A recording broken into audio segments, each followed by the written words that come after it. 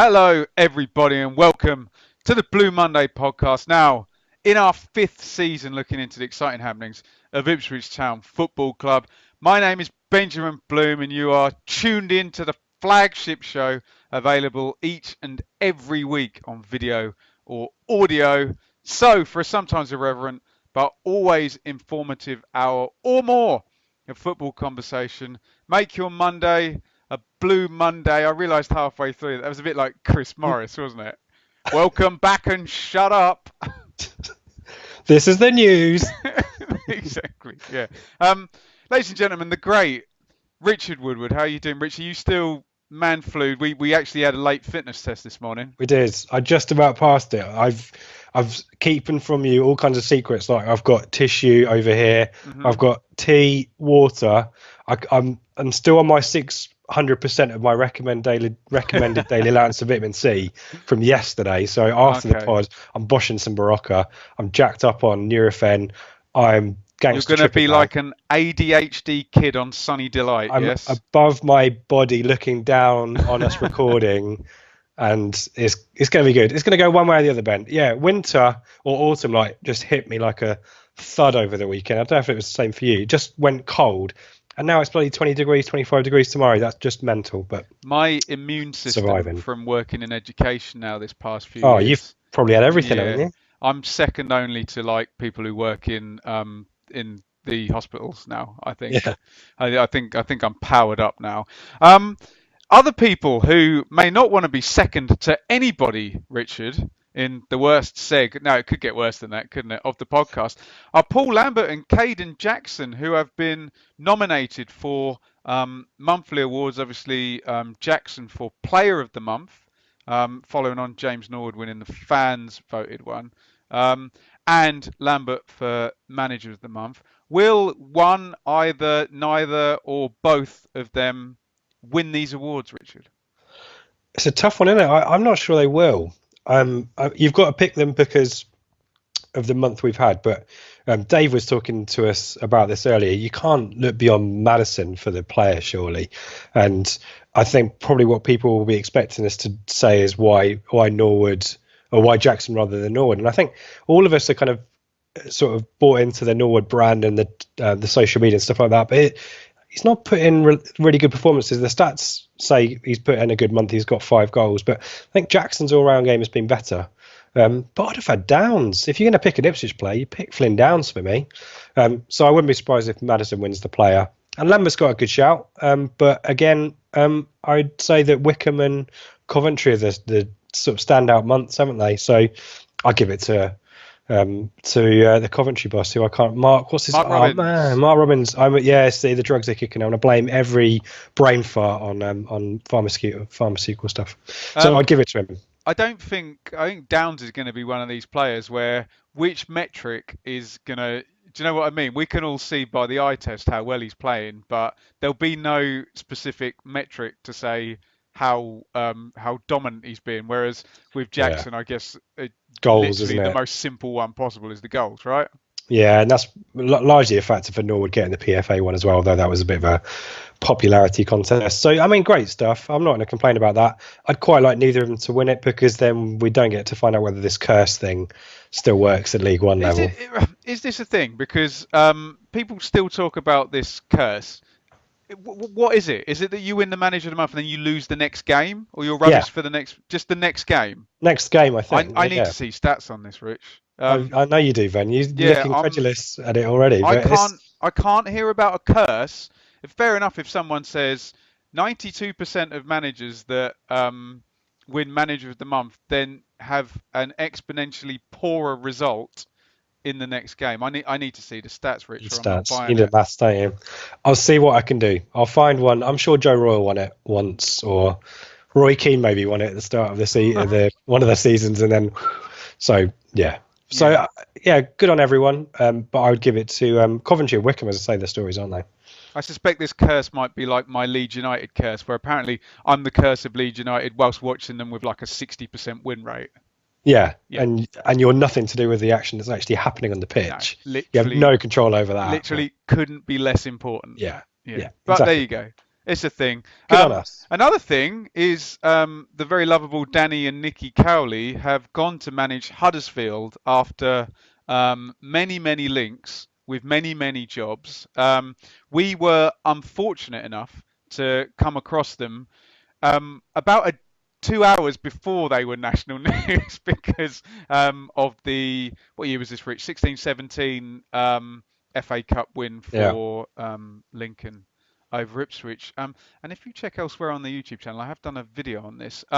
So what I want to know from you, Rich, is the Cowleys have really built Lincoln up now over what, 3 years now? They went up in the first year, then it was EFL Trophy in the second year, then promotion in the third year. How much does this weaken Lincoln, bearing in mind we don't know who's getting the job next? I think whoever gets the job next, it's a really tough gig. And I think it's a similar situation to when Mick left us, because to me, Lincoln is entirely built around the image of the Cowley brothers. And I think there are players there who run through brick walls for those two, and you take them out of the equation. And I'm not sure it's a Luton situation with Nathan Jones, and they kind of continued, didn't they? And managed to get up with Ray Harford. No, Mick Harford. Yeah, Mick Harford. Man, my name. Oh, sorry, man. I'm really sorry today. I'm going to be a dead weight for you. But I think it's a little bit like that, and so it's great for us because I think Lincoln will have a little bit of a slide. I think they can. There's some good names that are around. Parky would be a good appointment there. We've talked about that, and Joe likes Sol Campbell there as well. But I think it's going to take a little bit of, oh wow, this is different. I don't like this, and then re-establishing it. So I think I don't think they'll go down, but I think it will take a bit of an adjustment, and it will need a big character to win that dressing room around, because they can't do anything about players. They can't bring in their own players until January. So it's going to be interesting, but good for the Cowleys, I guess. I mean, looking for that step up, and it seems like everyone kind of is happy about that situation now. But Huddersfield is not an easy job. Have you seen any of Huddersfield? You've seen them a couple of times. I saw the first game, which is always a bit of an outlier, isn't it? But I agree with you. I think it's a good opponent, weakened certainly in the short term. And you're totally right, because the whole Mick Harford at Luton thing was go in there, do nothing, play exactly the same system, and wait for the. I mean, they were quite clever, as well, didn't he? He knew they were quite clever because they waited. Graham Jones was set and only took over after the season was, so they literally left it well alone. But if you're Sol Campbell or whatever, I guess you want to do your own thing. Be interesting to see what they go for. But yeah, from a very selfish Ipswich point of view, which is how we look at absolutely everything on this podcast, that is at least in the short term an opponent weakened. Definitely. I think. And speaking of weaker positions, Richard, Ipswich are down to third, and you've already mentioned disgrace. Wickham and Coventry. Come on. So last weekend, obviously Ipswich not playing. Wickham and Coventry both winning their games. In fact, did Wickham beat Lincoln? I think they did, didn't they? Oh, now you're testing me. I need to check. Yeah, and they scored 2 corners and all set play goals. I know Coventry left it late. Coventry were 2-0 down against Blackpool. Yeah, there's a lovely lob in that game. Did he mean that or didn't he mean that type goal? But so, Richard, firstly, what did you do with your match this weekend, and how are you feeling now with hindsight about being a game down and having an extra one in November? I was really bitter about it, but I was kind of relieved because it was my birthday on Friday, the 6th, and many happy returns. Thank you. That wasn't me just dropping that in there to get lavish with birthday wishes. But I went out and had quite a heavy night, and would have found getting on a train to Rochdale or getting into a car to Rochdale quite tricky after that. And maybe this cold is a consequence of that. So, but I missed it. I missed the drumbeat of the football, and annoyed to see the rest of the league playing when we weren't. I can kind of understand the decision. We've discussed that before. But it's when does this game come back? It's November, isn't it, for Rochdale again? And I guess you don't read too much into the league table at this stage, perhaps. But I'd just be momentum, winning games, playing matches. So we'll see. But yeah, good for Coventry. I'm really happy for Coventry again. I say it every time, disgrace. They're playing at St Andrews, but it appears to be a little bit of a lucky charm for them at the moment, and they're going great guns and scoring quite a lot of goals. And Wycombe, what a great story that is, after their season last year. So, yeah, good on them. But again, we're not too far off it still, even without playing. So I guess that's positive. Still early days. I'm going to look like you after your night out on the 2nd of November after doing Hayes, Rochdale, Bedford. That's going to be a gnarly It's one on a hardcore. Tuesday night. Hopefully, my boss will let me out of work early. Very helpfully, Richard. I, being the loser I am, went to see MK Dons versus AFC Wimbledon. So later in the show, I can tell you all about MK Dons. And do you remember on the last Q&A show we did, someone said, is Lambert the most experienced manager? And we gave some answer. And I'm sitting there and Paul Tisdale walks out in front of me and I'm like, Yeah, oh my God, didn't he manage Exeter for like 1,000 doesn't he? years beforehand? So Yeah, yeah. yeah. Has he still got the hat? Has he still got? No, He's quite but well dressed, isn't he? he's beautifully dressed, but he was wearing cut off trousers with no socks and then Socks. a Oh, pair of loafers underneath. oh, But we'll talk about strong. MK in 3 segments time, So Richard. to answer your question, Wycombe did beat Lincoln, by the way. Yeah, yeah, right. And if I can stand up for Lincoln in a way, that must have been with the Cowleys' Oh, heads distracted, isn't it? completely all Yeah, over yeah, the yeah. place, mustn't it? Yeah. Yeah. But we'll have to find out who that Wycombe set play taker is who scored 2 corners. Yeah, So yeah, that looks useful. Um, Richard, I'm sorry, you're going to have to talk about Roy Keane because love it. I think this past Thursday, the off the ball people in Ireland, so it was a home crowd, and Roy may have been drinking. As A little usual, more chilled out, didn't he? He did. Have you seen so the video? a Chilled out in live Spain. interview, egged on maybe by some adult beverages and a live audience who were very much in his corner. As usual, very. I'm not going to call Roy Keane passive aggressive. I'm going to call him aggressive aggressive. Yeah, And controversial. And we say it every time. One of the best players any of us has ever seen play. I always say that season when we finished fifth, Paolo Di Canio and Roy Keane were the two best players I saw at Portman Road. But Richard, now, where does Roy Keane stand in the football world? Because every time he does this, Ipswich get mentioned, or we as Ipswich fans look back at it. It's 8 years now since he's had a manager's job. Is he still relevant? And is this getting a bit silly and embarrassing now? And as Ipswich fans, do we need to detach ourselves from him now because we still get sucked in, don't we?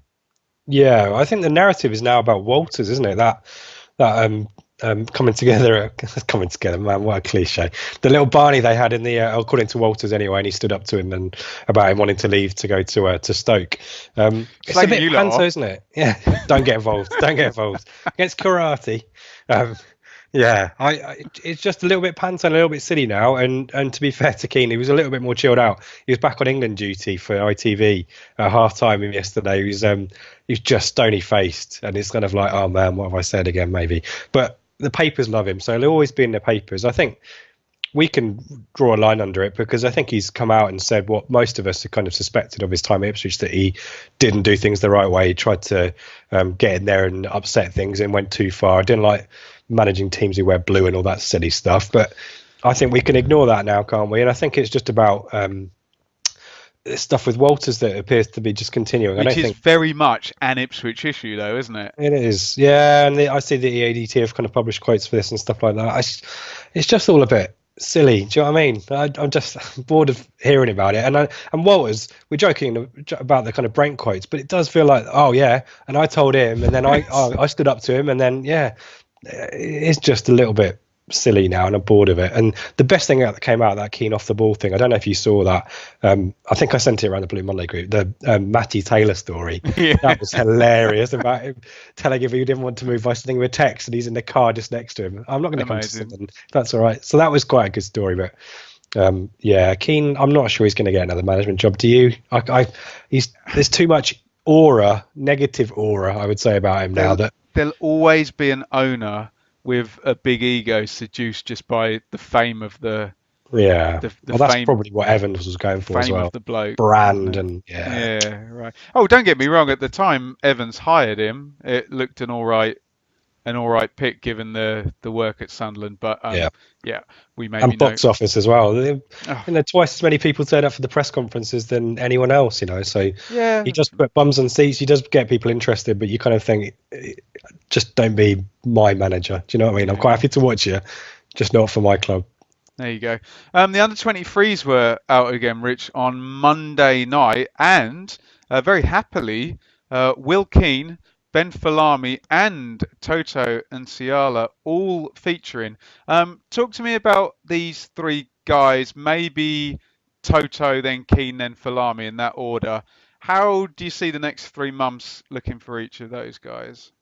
Well, I think we want Enciala back in the team and kind of as quickly as possible. Though the big kind of story about that the under 23s game was the again three at the back, like we did against Spurs Let's in wait the. for the Twitter questions because Oh, sorry. no doubt So that will be in there. so that's an angle, I guess, on Enciala for me is at the moment you wouldn't get rid of Wolfenden. We talked about that, and Chambers hasn't done a huge amount wrong either. And So as Dave was keen to point out, because he does get hammered, Chambers did play well against Shrewsbury, didn't he? it is, and so the only way that you'd get Enciala into the team, into the starting lineup at the moment, is to change the formation. Keane, I think Joe sort of said that he picked up and he had a little bit of a knock and went down and stuff like that. I don't think we should expect a huge amount from Keane for a while. I think he's going to need to build up his fitness, and even then, it seems like, and we know his history, he might not play a huge amount. But again, when he does play, he could be important, and he's a big player in this league. In comparison to the Championship, where again he was probably He's quite a high good in there. player. Good. I was sat next to you at Wigan, and it was like, oh, Nice okay, controlling this the game, guy's wasn't he? going now, isn't he? And Yeah. yeah, So 30 it's minutes kind of a later, judge-esque. Yeah, well, yeah, yeah. exactly. And this is the trouble. And we've got questions about this as well. About I think there's a question about Dazelle and how Dazelle gets back in the team, which we'll come back to. But the key one for that, the flippant answer is because someone will get injured, and someone's going to get injured at some point. If Keane's fit, he'll be in the team, and if he can stay fit, he'll probably stay there. And Falami, yeah, I've only saw Falami play against Millwall last season. And I thought he was excellent. And then another one of these serious injuries, another one who's out for ages. Where does he fit? Are we getting him fit to loan him out? It'll be tricky to get him in there, but again, bright prospect. Abundance, Ben. There's too many players. Can never have too many players. Well, you can, can't you? Yeah, and we do. Yes, you're totally right. Alan Judge started and played an hour for Mick McCarthy's, always gets mentioned, Ireland side, against Bulgaria on Tuesday night. Uncle Bulgaria, don't know the next line. Do do do do do do do do do do do. Is that right bit? Am I conflating two Womble's theme tunes there? I'm not sure. Yeah, we'll Want to go? talk about how you're going to do the 3 game week in a minute.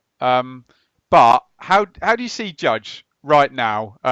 As in coming back from 2 years, playing all those games, broken wrist at the start of the season, eased in, international break, playing, starting. Where is Judge now on a kind of football manager type percentage fitness scale? Is he properly back from the injury now? Are then and I'm talking about long term now. If he's starting international games, is it lift off time for Mr. Judge now? Well, he's been subbed off about 60 minutes in most of our league games, or he's come on. I was just going to check his minutes last night. Do you know how many? 59, yeah. Yeah, so I think he's a good for 60 minutes at the moment, and they were playing Bulgaria, weren't they, last night? I think he was in the number 10 position, so I suspect he hasn't exerted a huge amount.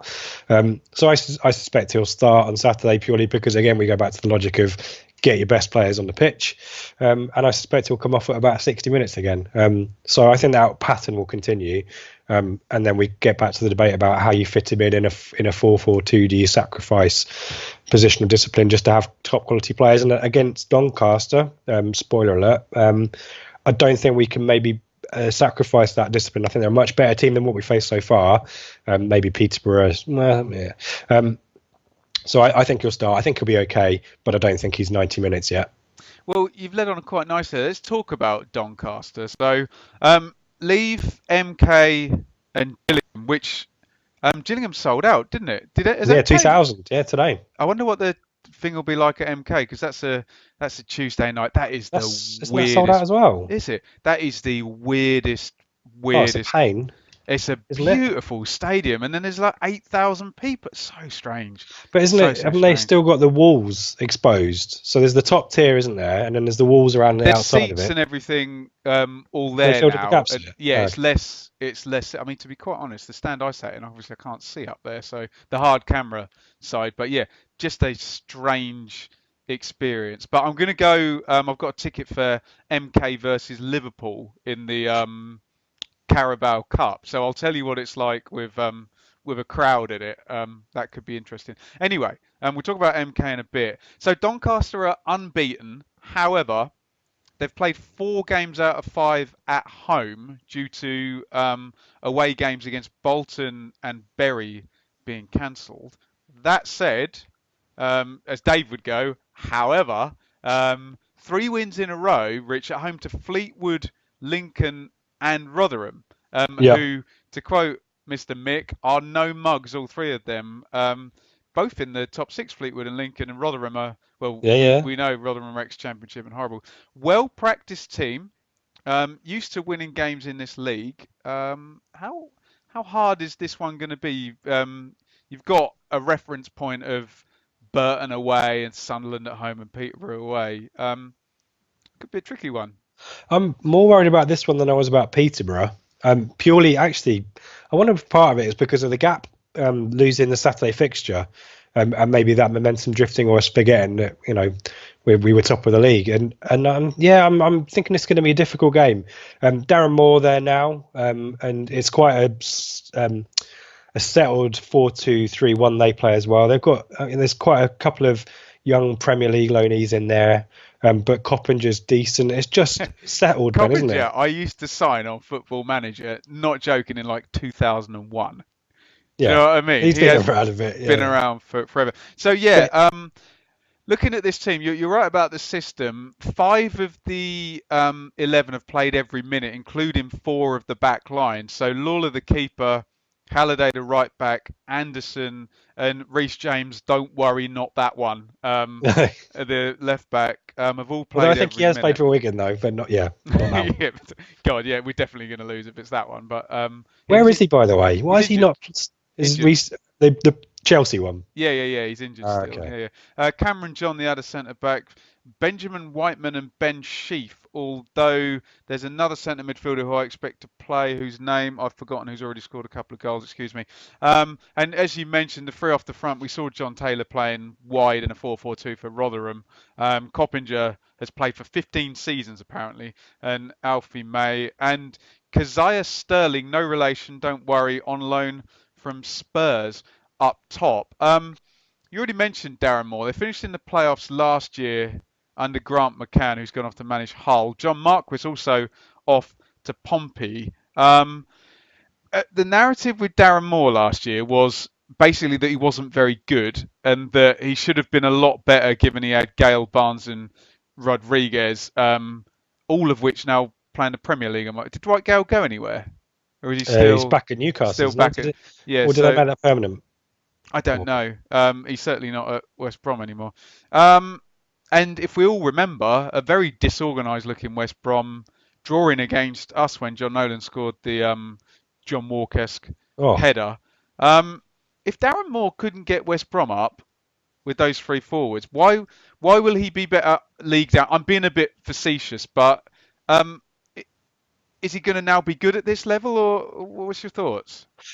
I remember us talking about this when he left West Brom. I mean, looking back at West Brom, he got criticism. I think because it wasn't an orthodox appointment. It's not a big name. It's kind of the suspicion is you appoint from within. He had quite a nice flourish to the end of their Premier League campaign. They still went down, so give him Manager the of the job. month. And fans love him and all. Yeah, exactly right, mate. Cursed. There you go. Cursed him. And I think probably outside people were thinking, well, yeah, great, but you don't appoint him. You find someone who's got a track record, you get a Mick or not a Pulis, sorry, Gary West Monk Brom now is fans. the new one of those, Yeah, isn't exactly right. it? And that's the model that you go through. So I thought that he was always on borrowed time anyway. But you look at it and think, well, they only just scraped the playoffs after he left. Would they have been much worse off keeping him? And I suspect probably not. But again, as you say, and as there's chimes with our situation, there's a good squad there that probably would finish sixth with anyone in charge. Yeah. So I was always suspicious or doubtful whether he'd get another management job because of that baggage. But fair play to him for going a Yeah, that's division down. ballsy, isn't it? Just going straight back in, isn't it? And they've certainly started well. You've gone through the players there in the squad, and I remember the preview shows with Harry last season when we would go through players in the kind of lower echelons of the championship, and you'd go through and there wouldn't be any big names. There might be one or two that you know, and it's a similar situation here. But you underestimate this team at your peril because if they have those 2 games against Bolton and Bury, let's not forget one of our 3 points is against Bolton, which is basically a gimme. Then Rotherham would. Doncaster, would be level on points with us, wouldn't they? If not above us, if they played both those games. So it's going to be tough. And I'm interested to see how he gets on more. I'm not totally convinced yet, but good on him, as I say, for taking a step down and building back up. And he might do well here. Let's talk about this 3-game week because 3-game weeks, well, they're just hard, aren't they? In terms of when do you prepare, how much time do you spend on each game if you've had a week for the first one and 2 days for it. Do you know what I mean? This is a particularly annoying one, but this might make Lambert's mind up actually, because the hardest game is the first one. So there's no kind of easing into it, and then as well, you're then travelling for the second 2. So it's a bit of a test of mine. Although I remember, I think towards the end of Hurst, we had a 3-game week and they were all away games. Possibly someone then Leeds and then Millwall, possibly all in 1 week. Yeah. Horrible week. I could be wrong about that, but was it QPR Leeds Swansea? Was it, sorry, no, Swansea. Oh QPR, no, you're Leeds, right. It's QPR won at home. I do remember. Yeah. I do remember what. There was one. Where it was bang, bang, bang, away.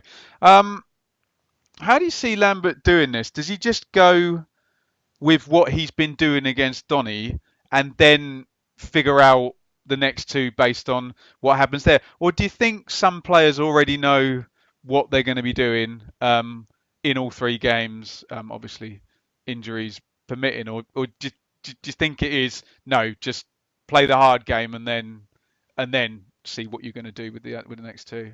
So I'm bound to make a prediction that doesn't come true.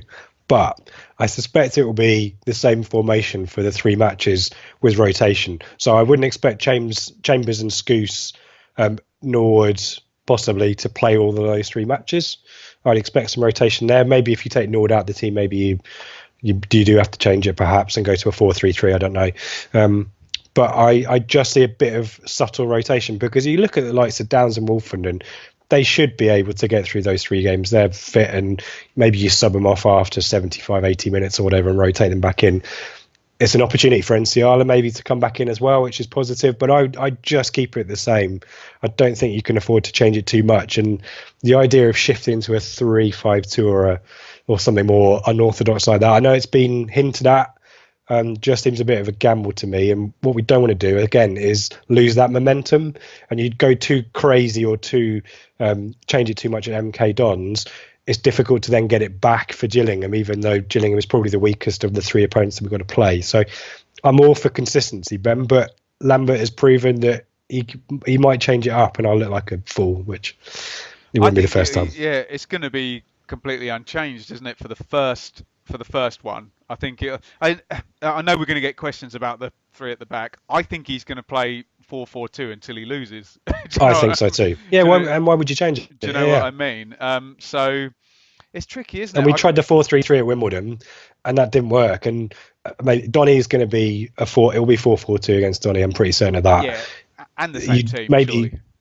And you'd maybe gamble maybe at MK Dons with the 4-3-3 again, because I don't think they'll be at home as defensive as Wimbledon were away at Portman Road. Oh no, they won't. I saw them last week. Yeah. And it's Tisdale won't do that either, because they like to keep the ball, I assume, under Tisdale. Yeah, they did. They did some good things actually. So maybe we won't have the issue of having to sit back and hold the balls, to draw them on, and then break through them. So maybe 4-3-3 works. And we've had Dobra and Ilmazuni, particularly, I think on Monday, had quite a good game. So opportunity to try those guys out wide. We'll see. But yeah, I would keep it 4-4-2 definitely for Donny, and I'd then bookend it at Gillingham as well and just try and smash them. MK is the really tricky one, I think. It's difficult. Yeah, it looks like Holy will play all the games, Yeah. and I think probably the fullbacks might play all the. I mean, as I think Joe pointed out, Kenlock has to play all the games anyway because Yeah. you know, unless Garbutt gets dropped in, and Bailey Clements, I think, not quite Vincent Young can in the play mood, over really. on the left, Oh, but he's probably, we want him to be our starting right back, don't we? And Yeah, he needs to build understanding in that position for us. So yeah, it'd be strange to move him around. I think you might see Wilson against Yep. MK. I think he might just switch the centre backs in the middle of the game. I think you might be right. Skews might not play 270 minutes, but I think he'll start all three of the games. Okay. Do you not think, Skews? I don't Just know. Maybe tactically, he's still the best player there, isn't he? Yeah, but we've got it's an area of the pitch where we've got an abundance of players, isn't it? I'd quite happily have Downs playing all of those 3 matches Instead, and Nolan interesting. coming in for MK. That's a good point, actually. Yeah, because Nolan looks ready, at least to be playing a fair few minutes, doesn't he? Wide might be where it's rotated the most, mightn't it now? Because you've got Georgiou, Rowe, help me out with this, Edwards, and Judge for Yeah. 4 players basically for 2 positions. So maybe you'll see a fair mixture of all 3 of those. And it's I'd going to quite be like to see Dobra and Ilmazuni out there as well, you know. And I want to get your thoughts on Rowe as well, just because am I being harsh that his form has dropped a little bit? Peterborough wasn't a good game for him, but I don't think anyone played particularly well. But he was subbed off quite early he was subbed off at the same time, wasn't he, as Judge against Shrewsbury. He just it's not really caught light for him as much as I was hoping, or maybe Dave was hoping. What's your take on Rowe? My take on Rowe is the take that I've always had, is that you've got to hope with Danny Rowe that on 2 to 3 occasions you get him one-on-one coming inside during the game. And for the rest of the game, especially in a 4-4-2, you basically just have to hope he stays in position and helps his fullback, because that's his thing. If you can get him in the half position, and again we're going to start talking about pattern of play, but being we're a team that does not keep the ball and hold on to the ball very well, that might change when Nolan comes back. And did you see that stat that came out? We're like the #1 counter-attack team in the division 22 counter by a attacks. mile, though. Yeah. By And a I think Rowe is, by of a all long of the way. players, So I think Rowe's Burton. I just keep thinking Burton. He was really deep, wasn't he, Rowe? And then he'd just spring, wouldn't he? Or there'd be a couple of passes, and off he would go. So Rich, I think the instructions he's going to be given is hold your position, wait for a counter attack, and try and get on the ball. And I think as fans, we're not patient at all, football fans. I think you just have to be patient. He's not going to be joining in and having tons and tons of touches. And if we're playing a system where we don't necessarily hold on to the ball, or let's say choose not to rather than can't, although I don't know what the truth is there, he's not going to have that many touches. So I don't know. Well, it's always hard with wingers as well, because they can really just be, if the flow of the game doesn't go your way, they just never get the ball, do they? quite spiky, aren't they? Yeah. So no, interesting. We'll see, and no doubt we will get asked that in a minute. But Richard, before we go to the questions, should we try and attempt this quiz? Yeah. So shall I hand over Yeah. to you?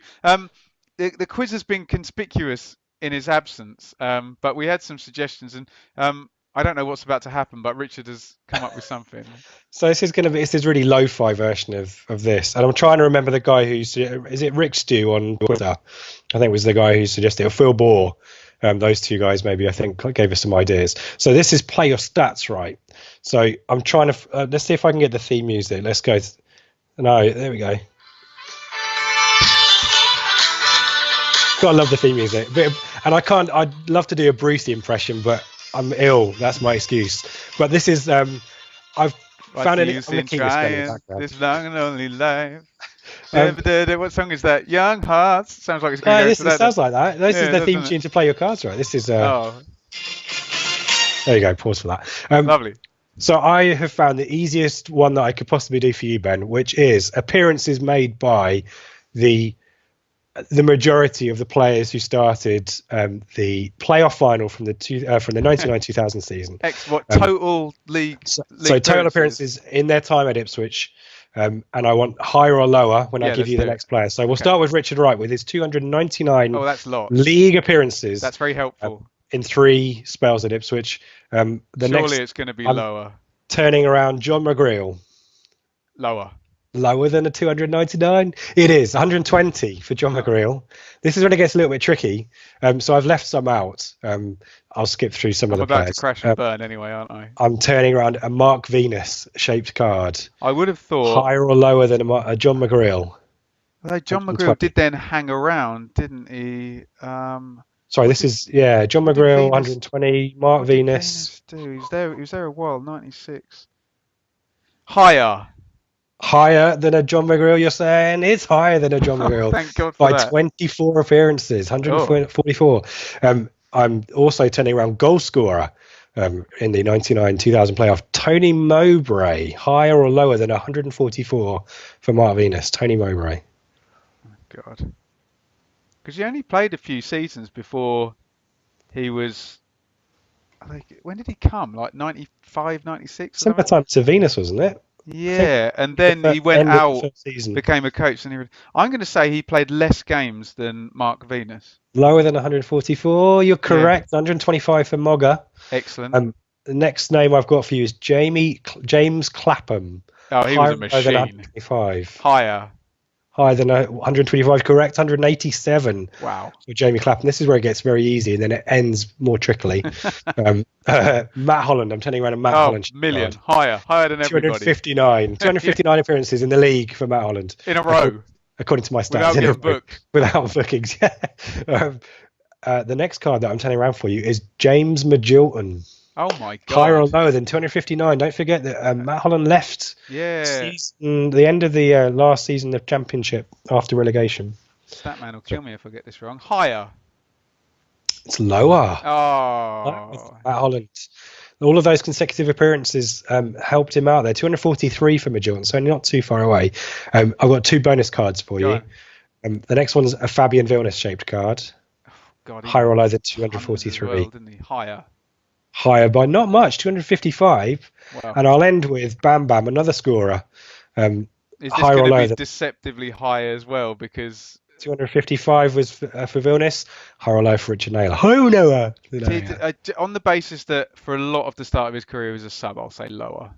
Lower is correct. 232 league appearances for Richard Naylor. There you go. That is our quiz. Unbelievable scenes. And we can have different subjects, can't we? We can have league appearances in a season. We can have goals in a season. We can have during the 80s or whatever.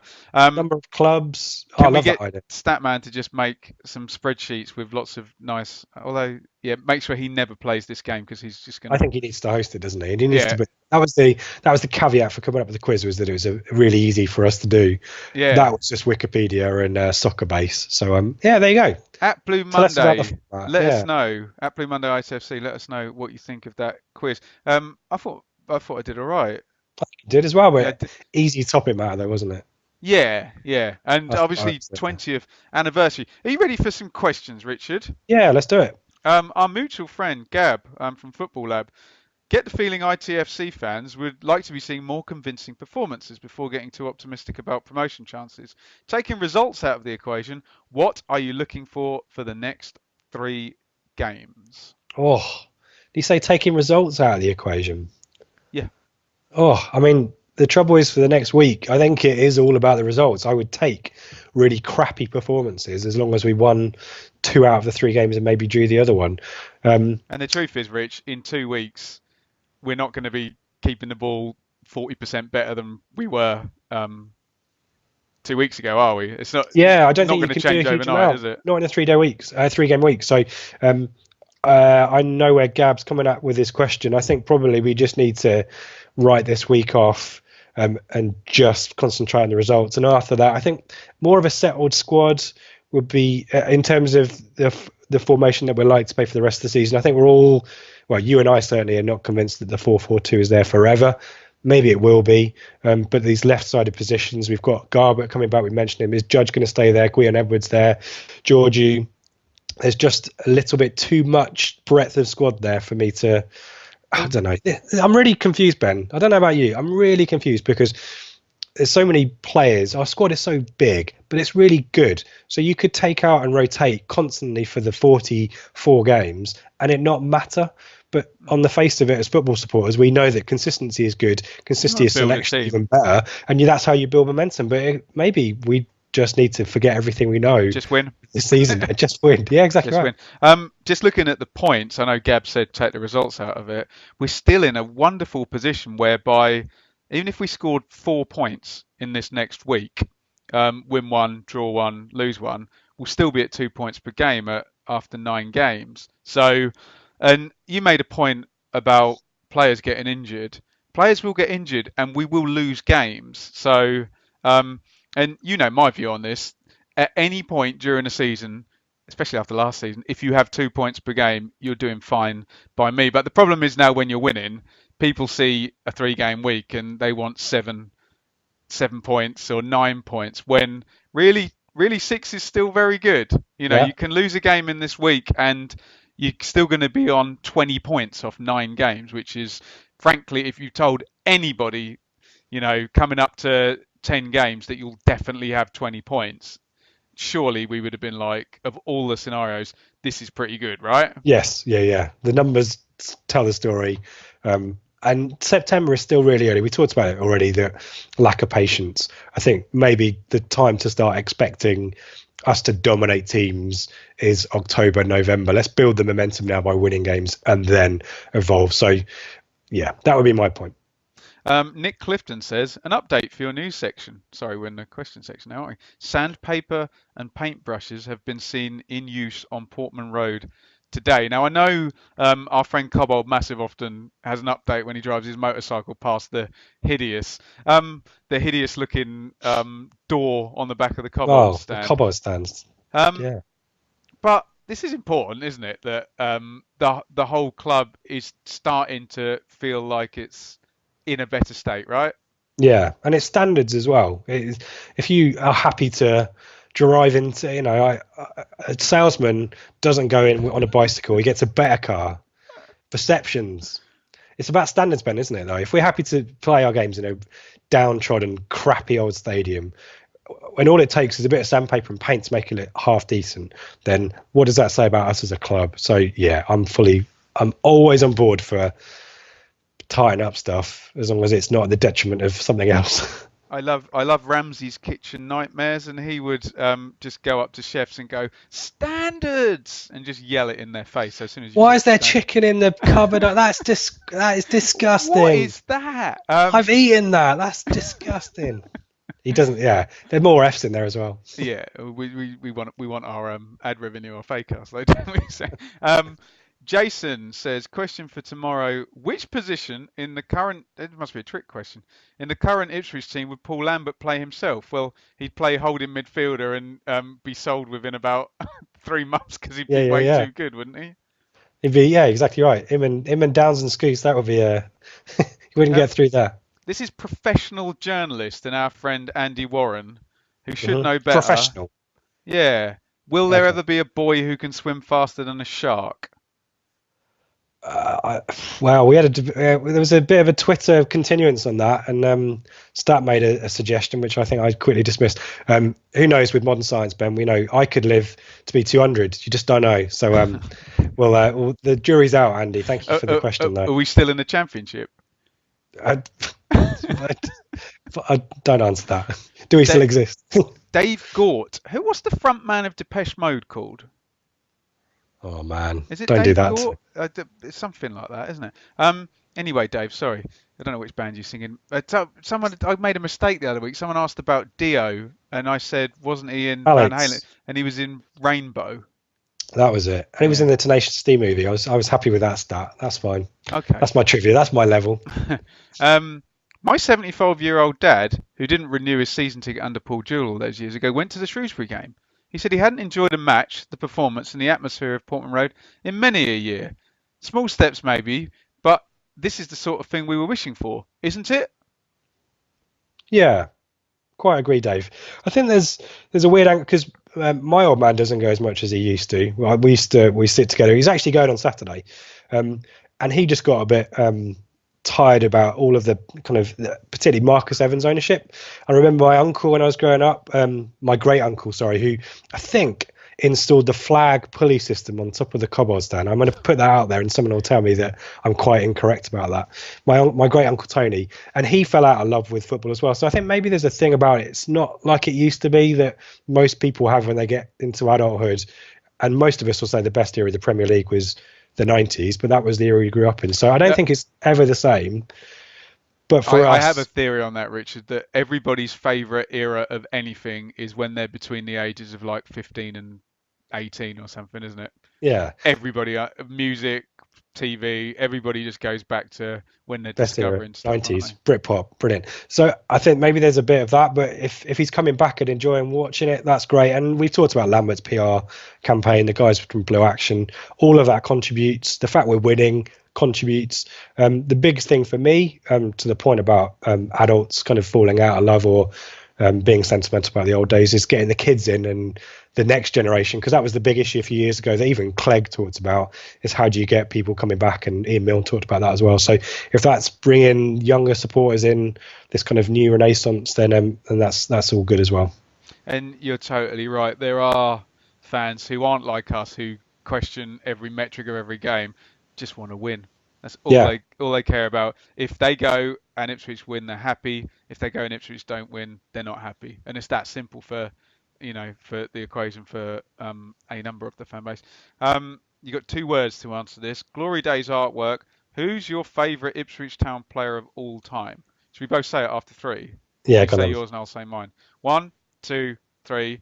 Marcus Marcus Stewart. Stewart. Is yours Marcus Stewart as well? Yeah. There you go. My answer was going to be caveated because I would do it by 90s and then noughties. Who's your Because 90s one then? Kiwambia. Oh, okay. Yeah, he was the hero when I started going, so it would have been Kiwambia. But Stewart for the 90s/noughties, and I don't think there's anyone else there. Matty Holland's Kieran Dyer, the season when we lost to Bolton in the playoffs, 98, 99, was, you could see he was too good for the club and the league, and was ridiculous. But sometimes your favourite player is not the best player, is it? Like, I love Mick Stockwell, and he was never the best player in any of the teams. They're like Neil Thompson, do you know what I mean? Yeah, tried hard, always gave 100%. Yeah. Yeah, knew exactly what you were getting, and so sometimes. Mullet, is this the week which sets out title aspirations? 9 points from this week and a secure hold on top spot means ITFC must be the team to catch. Do you think, is there a chance that will happen? I mean, we could be doing the pod next week, and we battered through this week and got 9 points, like good teams do. Yeah. I think he's right. It's going to be tough. But we keep saying it. We've got this big squad. It should be better than anyone else's on paper. So now's the time to see it. And if performances don't matter, it's all about results. If we can get 9 points, I mean, bloody hell, that's a marker. That is the rest of the league. Then, regardless, seven on the last 3-game week, wasn't it? So, and suddenly people don't want to play us. I think that, and it's again momentum, isn't it? Winning games, momentum. I think that will be enough in this league. Craig was very pleased I called him the Steve Whitten guy. Yeah. He said he was going to add that to his Twitter. He's also been asking for a question for ages, by the way. So. Oh, I'm about to read it. Should I just skip on to the next one related question? We've got so close.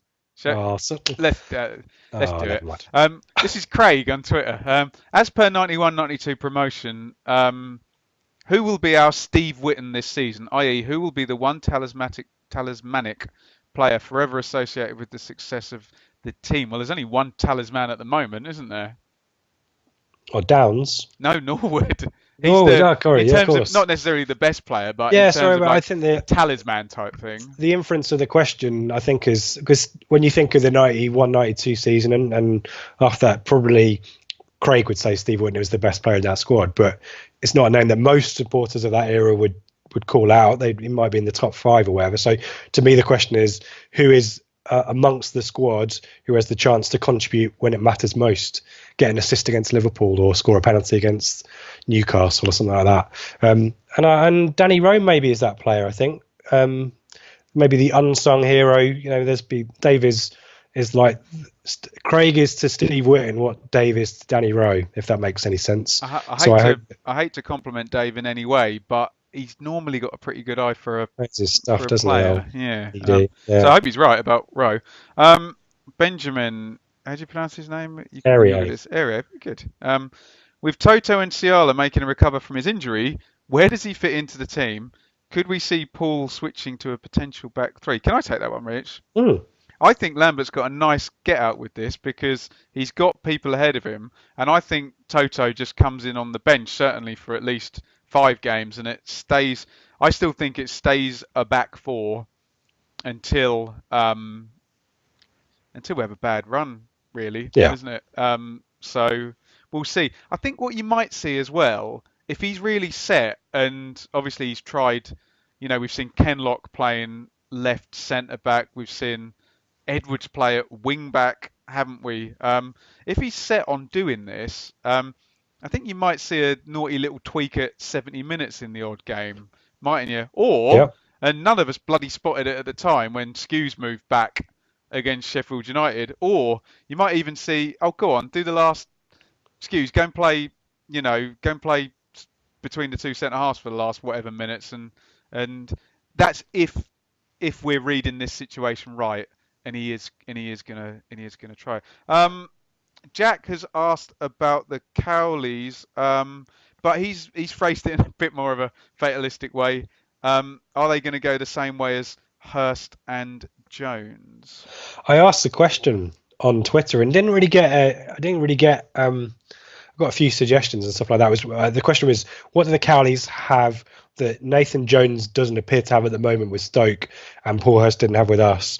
And one, I think, the most tenure and loyalty. Well, I think the most insightful one that I got was each other. The Cowley brothers have each other, which is quite a strong bond. I think Doig maybe and Hurst was a bit of a difficult partnership there, and I don't know what Nathan Jones's number 2 situation is there. But on the face of it, it's difficult to see the formula apart from a great team spirit, and they just go hell for leather, don't they? And are not afraid to knock it long if they want to win matches. We've seen that to our cost. So who knows? It doesn't feel like an obvious fit, but maybe it'll work out. I was going to say parachute money, but Nathan Jones is currently in year 2 of parachute money, isn't he? And inherited a Premier League squad, and I mean that Huddersfield squad is really strange. It's some good players, some good players. There are good players, but Pritchard's good, Grant's good. Yeah. They got a couple of Benza and Diakabi are like really quick, seriously quick. Like if you wanted to build a team around counter-attack and pace. So we shall see. Tom says, not less of a question, but I'll happily take 5 points from the 3-game week. We've said as much the same thing now. It's getting to the end of these weeks, and then who is it after Gillingham? It's another home game, isn't it? And I can't quite remember. This. But that's where you target that one and you say, right, boom. Tranmere. Yeah, 3-pointer in the home game, Tranmere and Norwood to score the first, last and middle goal of a hat-trick, as you've just pointed out. Tim asks, Rich, if you had 2 new fish, what would you call them? In the knowledge that my 2 up there are called Marcus and Stuart. Stephen Whitten.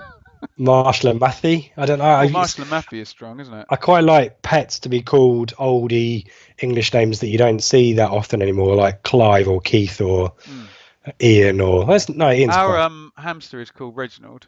Yeah, there you go. That kind of that's that kind of vibe. But if we want a football connotation, Marshall and Matthew or Maurizio and Tarico or lovely stuff. Yeah. Ian asks, toughest game of the season so far. So I'll make you rank these 3 then: Sunderland home, Peterborough away, and Donny at home. You think Donny's going to be tougher than those 2? I think it will be tougher than Sunderland. Peterborough was tough, but we didn't play particularly well. I think it'll be an interesting game, that one. I don't know what to expect from us, whether we'll just go for it and play the same kind of counter-attacking way or not. I suspect we will, but it could be tough. That I don't think you underestimate Donny at your peril. I think it might be a close one. That Carl asks, with Town playing 5-3-2 and both leasing trophy and under 23s, could we assume this is how, not talking about a tactical thing here, but how Paul Lambert plans to fit in the players? We've spoken about the actual idea that you've got three fairly good centre backs and a load of good central midfielders.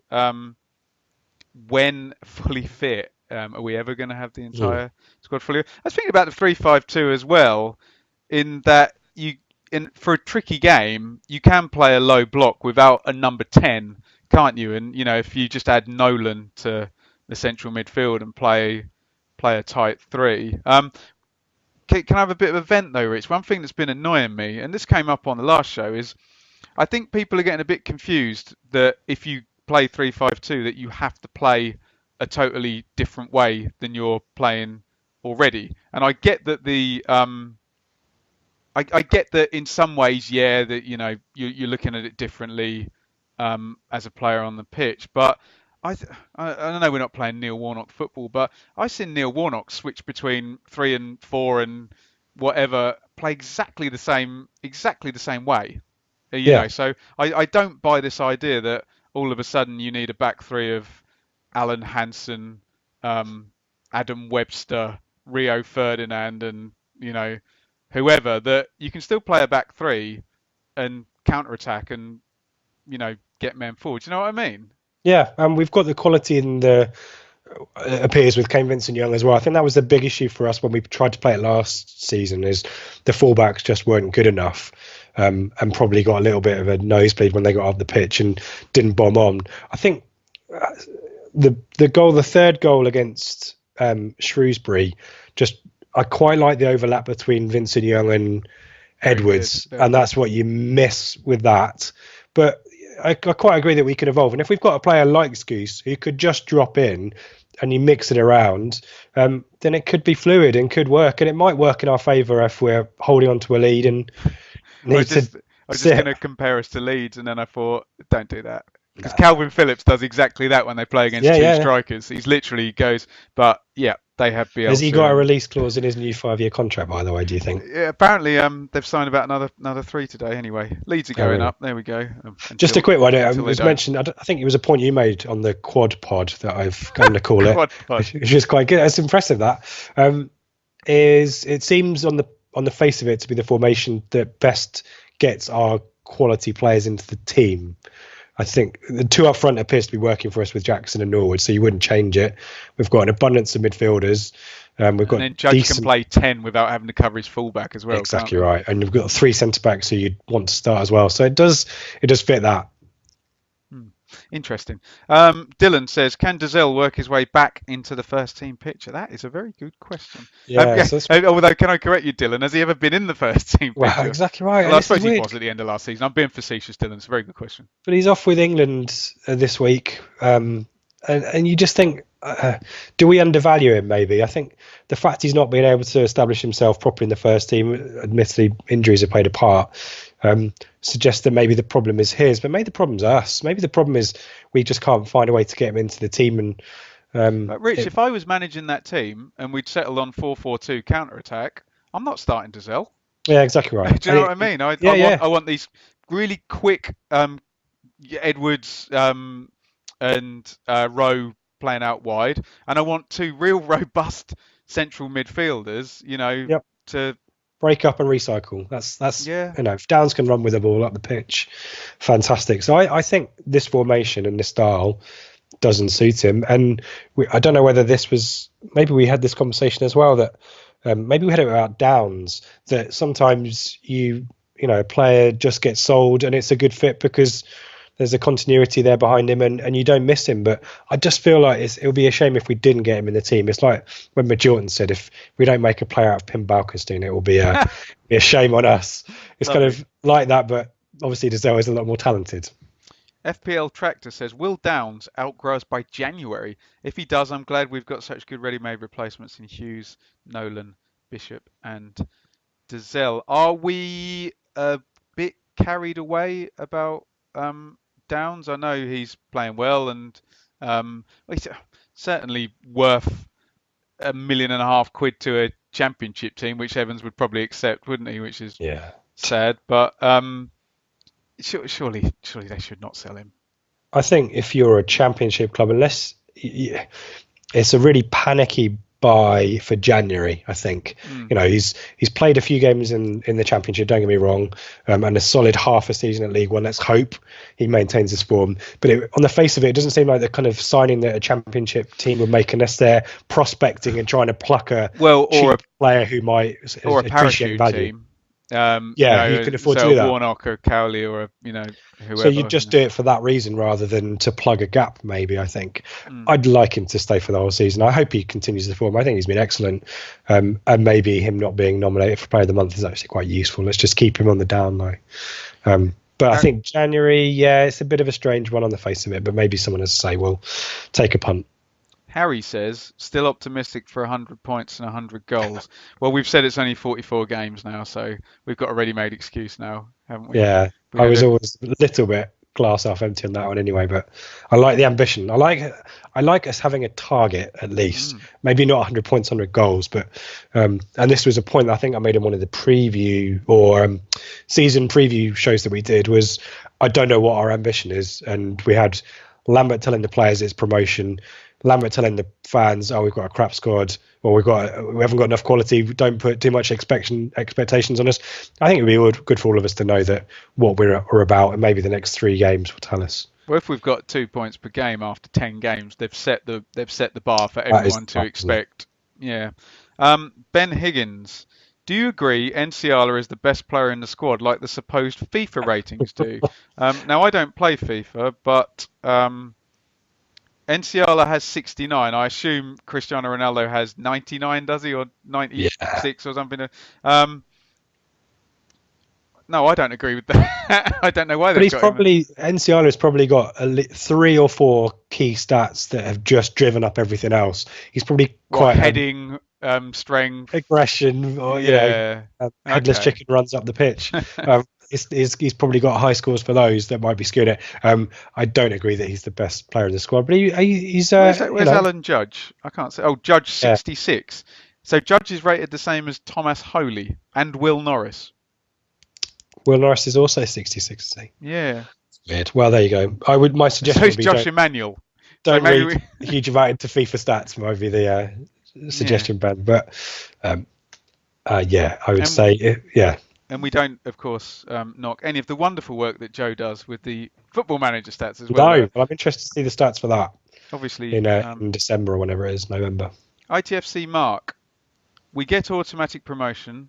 Lovable how he is. Would you say Holy is championship ready? Would Bart rejoin? That's an interesting question, isn't it? I don't think he will he? Do you think Millwall want to keep him?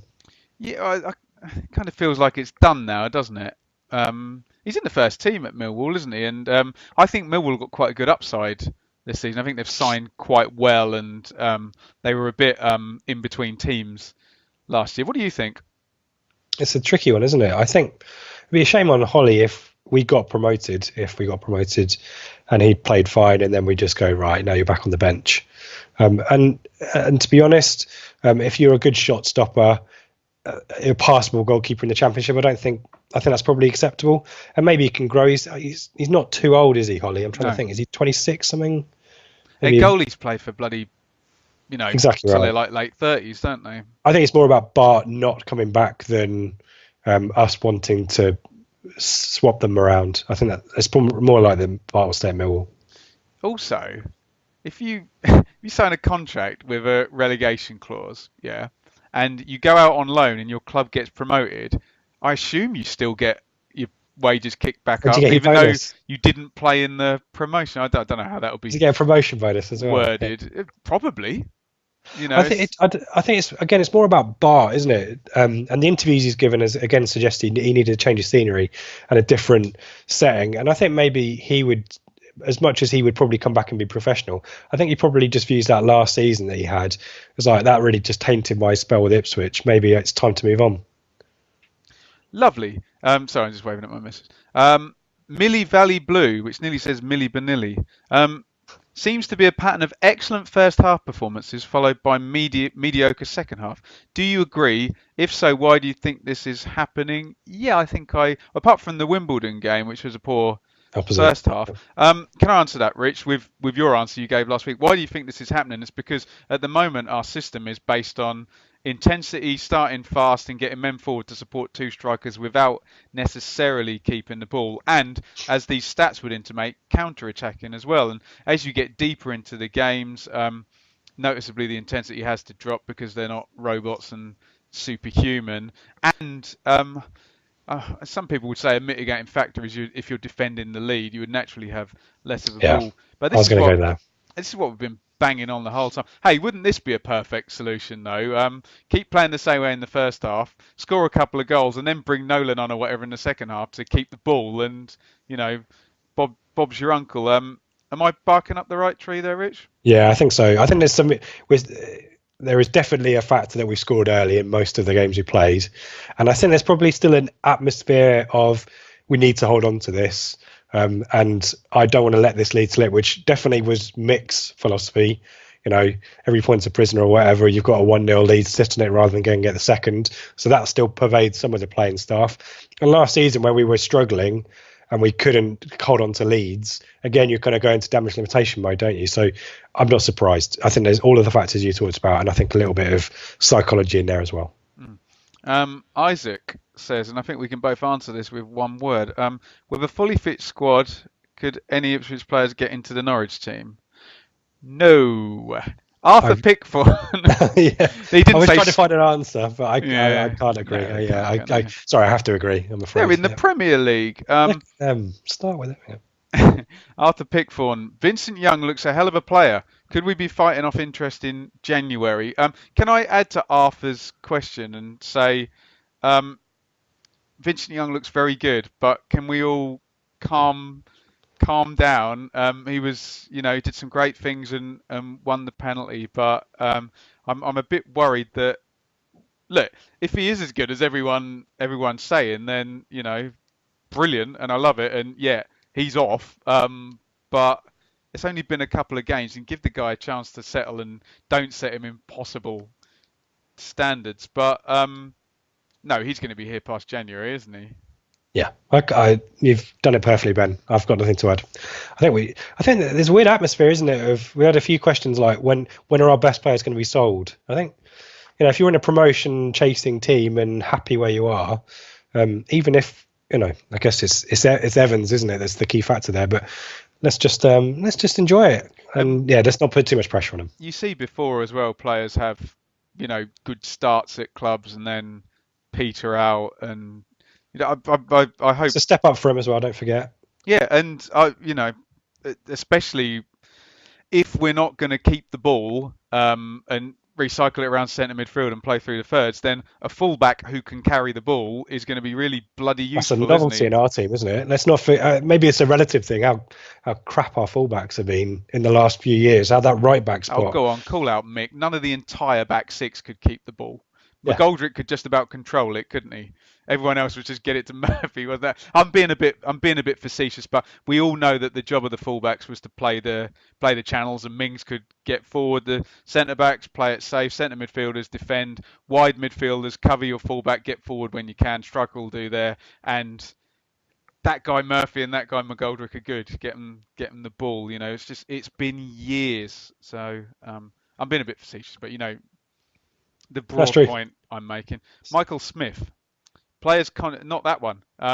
Players' contracts have become a talking point again. Is it, however, wise to wait until we have some idea about the league we may be playing in next season before committing to lengthy renewal? I think with some players, Rich, but when we talked about the nucleus of young players, I don't care what league we're in. I want us to commit to, like Wolfenden, Vincent Young now, Kenlock if we're going with him. I know there still is ultimately going to be good enough. Downs, I say tie him down, and maybe Judge and Will Keane and those players. What do you think? Do you wait? It's only really Knudson's contract we've messed up in the last couple of years. Yeah, we figured that one out, haven't we? The two names that I saw mentioned who are out contract, where there's a different dimension there, is Dizelle and Scouse. So let's be honest, Scousses have been a great pro for us, but there won't be teams queuing around the block Oh, but to keep get a. keep him and get him into the coaching. Do you know what I mean? So maybe you do that. Yeah, That's give. a, but in terms of people plucking Scouse out of our squad, if Scouse was to go, it wouldn't be a disaster because he's into his 30s now. He's a great pro, and he's having a But really is good there, start to the Rich? season. Is this not important that there's a really good tactical mind there? Obviously, that needs to. I'm not disagreeing with what you're saying from the playing perspective, but surely with someone like Skews, it's keep them around for goodness sake. Get them on the staff as soon as you can. Fine. Yeah, I agree with that. In terms of a player and a value, a player, let's not beat around the bush. This is a business with assets that have value. Scouse doesn't have a huge amount of a market value, and therefore demand for him as a player is not going to be too high. Dizelle, on the other hand, could have a value between 1 to 5 million, Mm. and he could leave for nothing, potentially, maybe a little tribunal fee, perhaps, in May next year. And that's the issue. I think again, Dizelle is a really tricky situation because he'll say, I should be playing. I'm playing for England. I mean, bloody hell, guys, what do you want? Why would I sign a deal with you? And that's my issue. So I think there's some management there, certainly, of our assets to maintain value. And for older players, there's definitely think about the future and whether they can get them into coaching roles, but it's less of an issue, I think. That's really well put because value isn't always financial, is it? And I just had this thought in my head of Dazelle going off to QPR or something and working with Mark Warburton and them selling him for 10 million, like in That is two going to happen, seasons' isn't it? time or what Yeah. have you. Yeah. Um, Andy Grimes, what do you think is Lambert's biggest achievement as town manager so far? Um, I think it's starting this season with wins. I think don't underestimate how terrible we were as a squad, as a club last season. I think quite a few people have said it. How we, as fans, we were quite patient and we didn't rip the players a new one, despite that being a terrible season. But I did a blog for a Wigan fanzine during the pre-season and said we had the stench, the odor of defeat about us, and the fact that we haven't started the season and lost matches, ignoring the Carabao Cup, which doesn't really matter, and we don't care about it. I think that's a big achievement. We talk about the PR and stuff and getting people back on side in the community and holding Evans to account. I think that's a real achievement as well, because no other manager apparently under the Evans era has done that. But just starting with wins, he clearly knows the division, knows what it takes to win. I think that's an achievement given where we were um, and after Hurst and couldn't turn it around in the Championship last season. Daniel Shelcott asks, when Keane is fit, if he plays, do we change the formation? Can I caveat that by saying he may not be fit for a while and the formation may have changed for different reasons before then? But I don't think Keane himself, I think he could be a like for like, he could take some of the strain off Norwood and play with Jackson. And as we mentioned as well in his debut against Rotherham, he played number 10 as well, didn't he? He's not just a big strapping guy, he can play, but um, I I, don't think we build the team around him. I don't think we make tactical choices to accommodate him. I think it's either, as you say, he's a 20-minute substitute appearance for one of Norwood or Jackson, or it's a bit of a rotated team for a midweek game, maybe a leasing cup trophy, and he plays out wide or in the 10 position. if he's not too expensive, Rich, it's a great sub, isn't Oh, it? Because you've got a guy who's tall if you're booting long balls into the box, and you've got a guy who can, come short quite effectively, and he's just a good player. I'm just describing a good player, aren't I? I guess. yeah, but as we said, there's too many. There's a lot of ifs around Keane, isn't there? And I think that's the biggest obstacle we have is not how do you accommodate him when it's fit. It's how do you get him fit in the first place. I should Interesting. say hello to Dan, he's a mate of mine. Oh, hi Dan. Dan. I'll see you on Saturday. Dan, he's not heard Dan. me. Dan. He's yeah. Cool. That's good, Rich. Enjoyed that. I think we're all there. Are you on at the weekend? Yeah, I think I'm hosting. Yeah. I think So I'm the host with the most. Rich is the host with the most. Then I am going to be back with Joe after MK. That's right, isn't it? And then I think it's you again Yeah. after Gillingham. Do you want to be on the Chill. podcast? Is this No? Baker Yeah, extraordinaire. yeah, she's hiding out the door. Shaylee Yeah, Bakes with her. yeah, yeah. Follow her on Twitter and her excellent baking. Where can we find you on Twitter though, Rich?